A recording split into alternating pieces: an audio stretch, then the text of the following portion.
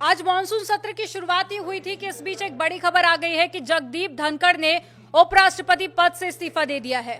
और धनखड़ ने अपना इस्तीफा राष्ट्रपति द्रौपदी मुर्मू को सौंपा है और उन्होंने अपने इस्तीफे में जो कारण बताया है वो हेल्थ से रिलेटेड है। उन्होंने कहा कि स्वास्थ्य देखभाल की प्राथमिकता पर उन्होंने जोर दिया और इस इस्तीफे में उन्होंने कहा कि स्वास्थ्य देखभाल को प्राथमिकता देने और डॉक्टर की सलाह का पालन करने के लिए मैं संविधान के अनुच्छेद 67A के अनुसार तत्काल प्रभाव से भारत के उपराष्ट्रपति पद से इस्तीफा देता हूं।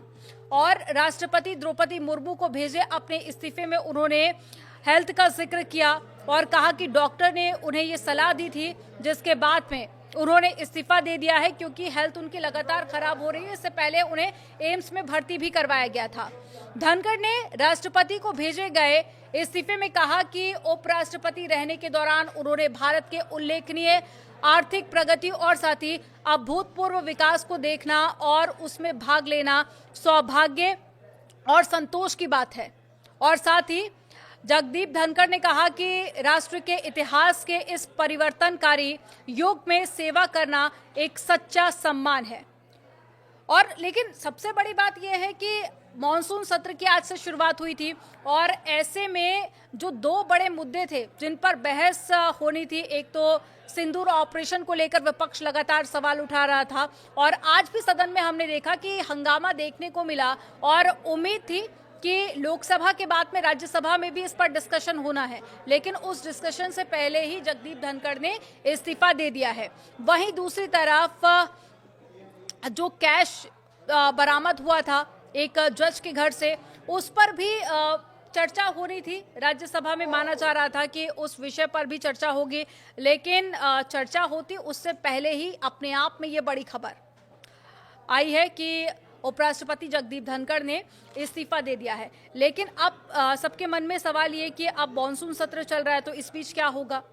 तो उसको लेकर अपडेट आपको बता देते हैं कि 60 दिन का जो समय होता है, 60 दिन का समय है और 60 दिन के अंदर ही इलेक्शन भी होंगे। इसको लेकर जो दोनों सदन होते हैं, लोकसभा और राज्यसभा, दोनों सदनों के जो मेंबर्स हैं वो इसमें पार्टिसिपेट करेंगे और तब तक पद का क्या होगा, कौन उन्हें संभालेगा, तो इसका जवाब यह है कि राज्यसभा के उपसभापति उच्च सदन के कार्यवाहक सभापति के रूप में कार्यभार संभालेंगे। और अभी ये जो पद है वो हरिवंश नारायण सिंह के पास में है। तो जब तक इलेक्शन नहीं हो जाता है और जब तक नए उपराष्ट्रपति देश को नहीं मिल जाते हैं, तब तक जो उनका पद है वो हरिवंश नारायण सिंह ही संभालेंगे। अब इसकी भी एक लंबी प्रक्रिया रहेगी, लेकिन सबसे बड़ा ये सवाल कि मॉनसून सत्र की शुरुआत ही आज से हुई थी और अभी लंबा डिस्कशन चल रहा था, विपक्ष के भी कई सारे मुद्दे थे, लेकिन उसके बीच में ही ये अपने आप में बड़ी खबर है कि उपराष्ट्रपति जगदीप धनखड़ ने अपने पद से इस्तीफा दे दिया है और इसके पीछे उन्होंने हेल्थ कारण बताया है। इससे पहले भी उनकी तबीयत खराब हुई थी, तब उन्हें एम्स के अस्पताल में भर्ती कराया गया था, उनका इलाज भी चला, सांस लेने में उन्हें दिक्कत हो रही है। और आगे क्या अपडेट रहती है इस पूरे मामले में वो भी आपको बताएंगे, लेकिन फिलहाल अभी के लिए इतना ही।